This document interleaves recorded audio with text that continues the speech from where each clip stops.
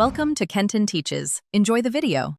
You start by making sure your Apple ID credentials are at hand and Wi-Fi is stable. This prevents interruptions. Sign into the device if you aren't already, then open the App Store app.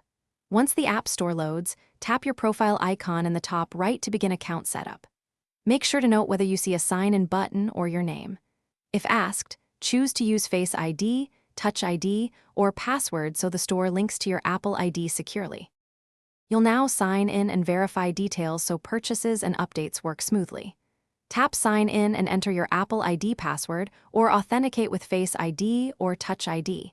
This links the App Store session to your account. Once signed in, choose View Apple ID to check payment, billing address, and country settings. Mismatches here can block downloads. If you changed region or payment methods, update these fields now so the App Store aligns with your Apple ID permissions and available content. Finish by attempting to download a free app as a quick confirmation that the App Store is linked to your Apple ID. You should see immediate progress. Once done, make sure app updates and purchases appear under your account. If something fails, sign out of the App Store and sign back in to refresh credentials and restart the device.